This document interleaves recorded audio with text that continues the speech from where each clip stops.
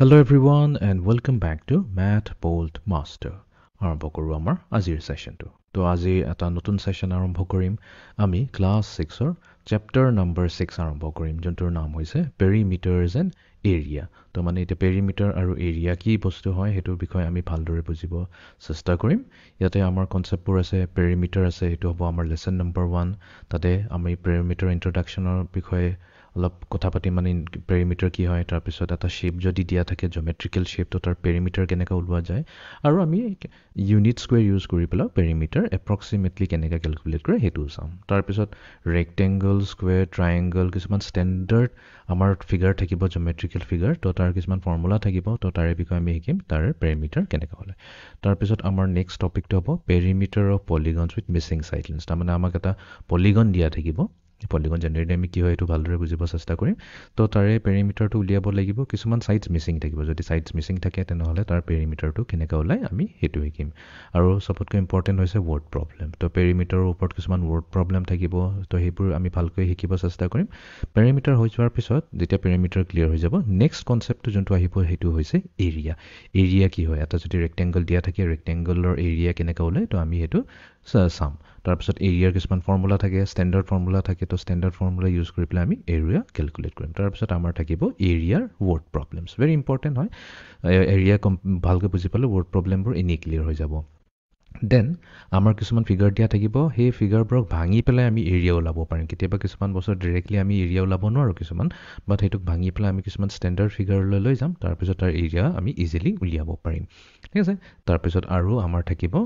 Topic last topic যোনটো হ'ব area and perimeter situation তো তাৰমানে আমি কেতিয়াবা এৰিয়া আৰু পেৰিমিটাৰ কম্পেয়াৰ কৰি পেলাই আমি চাম তাৰ পৰা আমি কি কৰিব পাৰো তো এইটোৱে হ'ব আমাৰ গোটেই চেপ্টাৰটো যোনটো হৈছে আমাৰ area and perimeter and area তো তেনেহলে আৰম্ভ কৰোঁ আমাৰ আজিৰ সেশনটোৰে তো যেহেতু আজি আমাৰ ফাৰ্স্ট সেশন হয় তো আমি পেৰিমিটাৰ কিনো হয় তাৰে এটা ৰিক্যাপ কৰোঁ পেৰিমিটাৰ অলৰেডি কভাৰ হৈ গৈছে প্ৰিভিয়াছ ক্লাছত যেনেকৈ ক্লাছ 5ত অলৰেডি পেৰিমিটাৰৰ বিষয়ে এটা ইন্ট্ৰোডাকচন দিয়া গৈছে বাট ষ্টিল আমি কি কৰিম পেৰিমিটাৰ কি নহয় তাৰ বিষয়ে আমি অলপ আকৌ এবাৰ এটা ৰিক্যাপ কৰিলে তেতিয়া আমাৰ মনত আহি যাব বস্তুবোৰ ঠিক আছে যেহেতু এটা এটা ভিডিঅ' সেশন হয় তো আমি ভিডিঅ'টো চাই ল'ম আৰু ভিডিঅ'টোত যিবোৰ বস্তু শিকাইছে এটোক আমি ষ্টেপ বাই ষ্টেপ শিকিবলৈ চেষ্টা কৰিম তেনেহলে আৰম্ভ কৰোঁ আজিৰ সেশনটো তো ভিডিঅ'টোৰ আৰম্ভণিতে আমি চাইলো কিনো দিয়া আছে ইয়াতে আমাক চাৰিটা ডিফাৰেণ্ট টাইপৰ ফিগাৰ দিয়া আছে ঠিক আছে প্ৰথমতে এটা ট্ৰায়াঙ্গল টাইপ এটা ফিগাৰ আছে নেক্সট আছে আমাৰ এটা ৰেক্টেংগল তাৰ পিছত আৰু দুটা ফিগাৰ আছে তো এইটো বিষয়ে আমি অলপ জানিবলৈ চেষ্টা কৰোঁ বাৰু When people use the word perimeter in everyday language, they're talking about the boundary of some area. And when we talk about perimeter, তো পেৰিমিটাৰৰ কথা যেতিয়া কোৱা হয় যেতিয়া এই ৱৰ্ডটো ইউজ হয় পেৰিমিটাৰ তো পেৰিমিটাৰৰ মিনিঙে হৈছে এটা ধৰণৰ বাউণ্ডাৰী কথা পতা হৈছে কিবা এটা এৰিয়া আছে এটা ৰিজন আছে সেই ৰিজনৰ যোনটো বাউণ্ডাৰী হ'ব হেতুৱে হৈ যায় আমাৰ পেৰিমিটাৰ ঠিক আছে তো যদি সোৱা আখে পাখে যদি যোৱা তো ঘৰৰ চাৰিওফালে কি থাকে এটা বাউণ্ডাৰী ৱাল থাকে তো বাউণ্ডাৰী ৱাল ঠিক আছে বেৰাৰ হ'ব পাৰে বাউণ্ডাৰী ৱাল বা নহলে এটো ইটাৰ হ'ব পাৰে কংক্ৰিটৰ হ'ব পাৰে হোৱাটএভাৰ তো এই বাউণ্ডাৰী ৱালটো হৈছে এটা ধৰণৰ perimeter in math, we're talking about a related idea, but now we're not just talking about the boundary, we're actually talking about the length of the boundary. How far do you have to go around the boundary to essentially go completely around the figure, completely go around the area? তো ইয়াতে আমি এই আইডিয়াটোকে অলপ extend কৰি দিওঁ তো এতিয়া বাউণ্ডাৰীটো গমেই পাইছা কি হয় তো এতিয়া পেৰিমিটাৰৰ কথাটো কি হয় পেৰিমিটাৰৰ কথাত হয় একচুৱেলি ইয়াৰ লেংথটো কিমান হয় আমি সেইটো ক্যালকুলেট কৰিব বিচাৰিছোঁ সো লেটছ সে এইখিনিৰ পৰা যদি আমি আৰম্ভ কৰোঁ তেনেহলে আমি ইয়াৰ পৰা তললৈ আহিলোঁ মেজাৰ কৰিলোঁ এটা ৰছিৰে মেজাৰ কৰিলোঁ বা এইটো স্কেলেৰে মেজাৰ কৰিলোঁ কিমান লেংথ হয় তাৰপিছত ইয়াৰ পৰা আকৌ ইয়ালৈ কিমান মেজাৰ হ'ল ইয়াৰ পৰা কিমান হ'ল আকৌ আহি পেলাই এইখিনি পইণ্টত পাওঁতে কিমানখিনি মেজাৰ হ'ল হেতুকে আমি যেতিয়া সাম কৰি দিওঁ হেতুৱে হৈ যায় এক ধৰণৰ perimeter So let's look at this first triangle right over here. It has three sides, that's why it's a triangle. So what's its perimeter? Well, here all the sides are the same. So the perimeter for this triangle is going to be 4 plus 4 plus 4, and whatever units this is. If this is 4 feet, 4 feet, and 4 feet, then it would be 4 feet plus 4 feet plus 4 feet is equal to 12 feet. Now I encourage you to now pause the video and figure out the perimeters of these three figures. তো এতিয়া প্ৰথমতে যোনটো ফিগাৰটো দিয়া আছে হেতু দিয়া গৈছে আমাক এটা ট্ৰায়াঙ্গল তো এতিয়া এই ট্ৰায়াঙ্গলটো যদি আমি চাওঁ ইয়াৰ পৰা ইয়ালৈ যোনটো মেজাৰমেণ্টটো হৈছে হেতু 4 দিয়া আছে ঠিক আছে ইয়াতে কোৱা নাই সেন্টিমিটাৰ হয় নে মিটাৰ হয় নে ফিট হয় নে তো ঠিক আছে তো আমি ষ্টেণ্ডাৰ্ড আমি ইউনিট বুলি ক'ম এইটো হৈছে ইয়াৰ পৰা ইয়ালৈ 4 ইউনিট তাৰপিছত এইখিনি পইণ্টৰ পৰা এইটো পইণ্টলৈ বা ভাৰ্টেক্সলৈ আমি ক'ম এইটো এনাডাৰ 4 ইউনিট দি আছে তাৰপিছত এই ভাৰ্টেক্সৰ পৰা এই ভাৰ্টেক্সলৈ এনাডাৰ 4 ইউনিট দি আছে তো এতিয়া পেৰিমিটাৰ কি হ'ল যিহেতু পেৰিমিটাৰ হৈছে লেংথ তো লেংথ মানে কি হয় আমি তিনিটাকে এড কৰি দিম 4 + 4 + 4 তো 4 + 4 + 4 যদি কৰি দিওঁ তেনেহ'লে এইটো হৈ যাব আমাৰ 12 তো তাৰ মানে এই ট্ৰায়েংগলটো যোনটো দিয়া আছে যদি ইয়াৰ ছাইডৰ লেংথ কিটা হৈছে 4 4 4 ইউনিটছ তেনেহ'লে টোটেল পেৰিমিটাৰ আহি যাব 12 ইউনিটছ ঠিক তেনেকৈ আমি নেক্সট ফিগাৰটো যদি চাওঁ নেক্সট ফিগাৰটোত কি দি আছে নেক্সট ফিগাৰটোত দি আছে আমাৰ ইয়াতে এটা ছাইড এইটো হৈছে 3 তাৰমানে ইয়াৰ পৰা যদি আৰম্ভ কৰোঁ ইয়াৰ পৰা ইয়ালৈ এই লেংথটো হ'ব 3 তাৰপিছত ইয়াৰ পৰা এই ভাৰ্টেক্স পইণ্টলৈ লেংথ দিয়া আছে 5 তাৰপিছত এই পইণ্টৰ পৰা এই পইণ্টলৈ দিয়া আছে 3 আকৌ এইখিনিৰ পৰা এইখিনিলৈ আহিবলৈ 5 ইউনিটছ তো এতিয়া টোটেল পেৰিমিটাৰ কি হৈ যাব তো 3 এই 3টো ল'লোঁ তাৰপিছত এই 5ৰ লগত এড কৰি দিলোঁ প্লাছ এই 3টো ল'ম আৰু বাচি যোৱা 5ৰ লগত আমি এড কৰি দিম প্লাছ 5 তো 3 + 5 হৈ গ'ল 8 8 + 3 হৈ গ'ল আমাৰ 11 11 + 5 হৈ গ'ল আমাৰ 16 তো তাৰ মানে আমাৰ এই ৰেক্টেংগলটো যোনটো দিয়া আছে ইয়াৰ পেৰিমিটাৰ হৈ যাব 16 ঠিক তেনেকৈ যদি আমি এই শ্বেপটো চাওঁ এই শ্বেপটোত কেইটা আছে ছাইড এটা দুটা তিনিটা চাৰিটা পাঁচটা শ্বেপ আছে আৰু গোটেইকেইটা ছাইডৰ লেংথটো দি আছে 2 2 2 তো তাৰ মানে যিহেতু পাঁচটা আছে তো আমি ক'ম 2 × 5 = হৈ যাব 10 তো তাৰ পেৰিমিটাৰ হৈ যাব লাগে 10 তাৰপিছত এই 4 নম্বৰৰ শ্বেপটো তো এতিয়া লেটছ আমাৰ ইয়াতে বহুতকেইটা ছাইড আছে এই ছাইডটো যদি চাওঁ এইটো হৈছে লেংথ 4 প্লাছ নেক্সট এই দীঘল লেংথটো যদি চাওঁ এইটো হৈছে 6 ইউনিটছ তাৰপিছত এইখিনিত আছে এটা 1 ইউনিট প্লাছ ইয়াৰ পৰা ইয়ালৈ যদি যাওঁ এইটো হৈছে 4 ইউনিট প্লাছ এইখিনিৰ পৰা এইখিনিলৈ দিয়া হৈছে 2 ইউনিট প্লাছ আৰু লাষ্ট এইখিনিৰ পৰা এইখিনিলৈ 2 ইউনিট আৰু এই 4টো কাউণ্ট কৰিব নালাগে কাৰণ আমি অলৰেডি কাউণ্ট কৰিলোঁ এতিয়া চাম কৰি চাওঁ তো 4 + 6 হৈ গ'ল আমাৰ 10 10 + 1 11 11 + 4 হৈ গ'ল 15 15 + 2 হৈ গ'ল আমাৰ 17 17 + 2 হৈ গ'ল আমাৰ 19 তাৰ মানে